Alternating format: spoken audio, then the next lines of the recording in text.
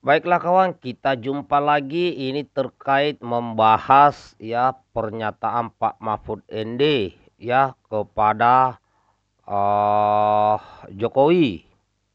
Nah, ini saya ambil dari media onlinenya Tribun ya, Tribun News Bogor dengan judul Jokowi disebut tahu soal polemik pagar laut 30 km Tangerang. Mahfud MD menyebut negara takut sama preman. Mantan Menko Polhukam Mahfud MD ikut buka suara soal polemik pagar laut sepanjang 30 km di Tangerang. Menurut Pak Mahfud MD, pemilik pagar laut itu adalah orang-orang korporasi atau orang yang memiliki modal besar. Sebab dibutuhkan dana miliar untuk membangun pagar laut itu. Sementara itu, Koordinator Pergerakan Advokat Nusantara atau Perekat Nusantara, Petrus Celestinus mengungkap nama-nama orang yang diduga tahu siapa pemilik dari pagar laut 30 km di Tangerang. Sederet nama yang ia sebutkan itu diantaranya pendiri dan pemilik Agun Sedayu Group atau ASG, Sugianto Kusuma atau yang akrab disapa Aguan, dan Presiden RI ke-70 Joko Widodo.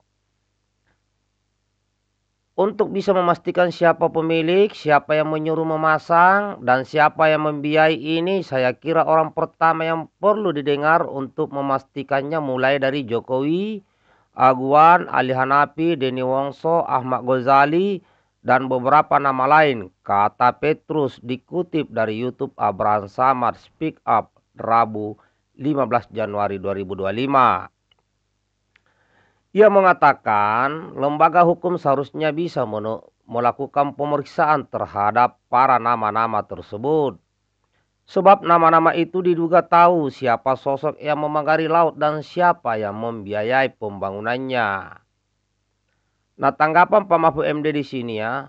Di samping itu, Mahfud MD mengatakan penyegelan pagar laut itu merupakan langkah yang tepat. Tapi bahwa penyegelan itu harus menunggu perintah presiden. Itu menurut saya tidak benar, harusnya tidak terjadi ya, tidak harus menunggu presiden. Kan kasihan presiden harus memerintahkan sendiri, tegas Mahfud. Mahfud MD mengatakan siapa sosok di balik pagar laut itu, padahal mudah untuk mengetahuinya melalui Polairut dan Bakamla. Tidak masuk akal, tidak tahu, kata dia. Ia juga mengaku aneh karena ada pihak yang mengaku sebagai orang yang memasang pagar laut itu. Mereka adalah kelompok jaringan rakyat Pantura atau JPR. Apalagi lanjut dia tidak masuk akal jika pagar laut sepanjang 40 km itu dilakukan secara sukarela begitu saja. Ia pun menduga ada orang-orang korporasi atau orang punya modal besar yang membiayai pagar laut itu dengan sengaja. Menurutnya, aparat penegak hukum bisa langsung turun menangani kasus ini, tidak perlu menunggu instruksi dari presiden. Sementara itu pihak KKP dan Bakamla hingga saat itu tidak ada yang mengungkap pemiliknya. Ia pun menduga bahwa pihak-pihak itu takut atau mendapat sesuatu dari oknumnya. Sepertinya ada dua sih kemungkinannya, negara takut sama preman atau memang main mata mendapat sesuatu dari preman, tandasnya. Nah, itulah kawan informasi terkait ya Jokowi disebut tahu soal polemik pagar laut. Nah, ini Pak Mahfud MD bilang negara takut sama preman. Nah, bagaimana menurut sahabatku? Ya memang kalau kita lihat ya, ini kan sudah lama dilakukan pemagaran ini. Jadi kemungkinan besar di zaman Pak Jokowi presiden. Nah, pertanyaannya kenapa Pak Jokowi membiarkan? Apakah memang Pak Jokowi tidak tahu atau apa? Ini harus ada klarifikasi dari mantan Presiden Joko Widodo. Tetapi sekali lagi kepada saudara-saudaraku, ya saya lihat di media sosial ini beberapa tokoh berbicara. Di sini saya lihat ya memuji Pak Prabowo kemudian menjatuhkan Jokowi ya. Nah ini tidak masuk ini kawan. Karena bagaimanapun Pak Jokowi dengan Pak Prabowo ini kan mereka ini bersahabat, berteman, saling membantu.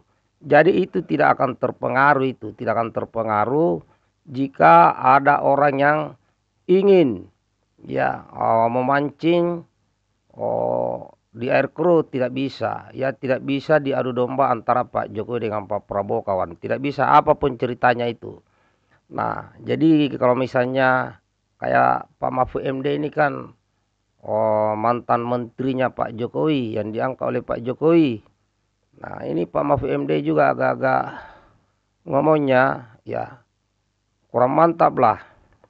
Pernah juga kan dia bilang di era Pak Jokowi hukum tajam ke bawah, tumpul ke atas. Lah, yang Menko Polhukam kan beliau sendiri, ya kan? Kenapa nggak mampu? Jadi ini kadang-kadang Pak Mahfud MD ini kalau berbicara tidak tahu diri. Ini dulu kan Menko Polhukam, harusnya bisa lebih tegas. Tapi ternyata kenapa Menko Polhukam waktu itu Pak Mahfud MD kalah oleh preman, kalah oleh orang-orang yang punya duit miliaran. Masa Menko Polhukam tidak tahu itu ada pagar. Terus apa saja kerjanya coba? Padahal Menko Polhukam itu kan membawa beberapa kementerian. Jadi ini Pak Mahfud MD cuma mau viral aja, tidak usah viral Pak Mahfud MD. Karena apa? Kan sudah viral di podcastnya Bran Samad saya lihat, di kongresnya di podcastnya Refli Harun, di podcastnya Deddy Corbuzier. Nah sekali-sekali main ke tempat saya di podcast saya, kita bahas yang lain, yaitu bagaimana menjadikan rakyat Indonesia sejahtera dan makmur dan uangnya bertambah tiap hari. Itu yang kita perlukan. Nah kemudian Pak Mahfud MD kan tahu hukum. Nah, sudah tahu banyak permasalahan hukum di negara ini. Tapi kenapa Pak Mahfud MD tidak bisa menyelesaikan banyak kasus di eranya? Ya kan pernah di pemerintahan. Apakah ini sengaja ngoceh-ngoceh biar jadi menteri lagi? Lebih baik saran saya ke Pak Mahfud MD. Buka warung makan, lebih baik kelola itu warung makan, itu halal itu. Kelola itu warung makan, barulah di situ buat studio podcast Mahfud MD. Kan gitu, bahaslah masalah hukum di situ. Bantulah rakyat kecil. Ya jangan membuat terus kontroversi di media sosial. Nah ini saja kawan. Semoga ada informasi ini penekanan bahwa siapapun di negeri ini tidak akan bisa mengadu domba antara Presiden Pak Prabowo dengan mantan Presiden Jokowi. Tidak bisa kawan ya. Karena semua ada kebaikannya. Tentunya setiap orang punya kelebihan dan punya kekurangan. Tidak ada manusia yang sempurna.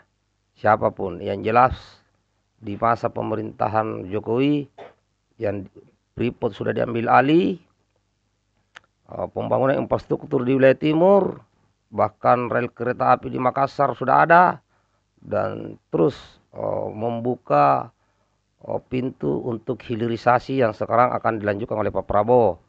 Jadi kita angkat kebaikan setiap pemimpin dan kita tutup semua kekurangannya dan biarkan kekurangannya akan dilengkapi oleh pemimpin-pemimpin yang akan datang.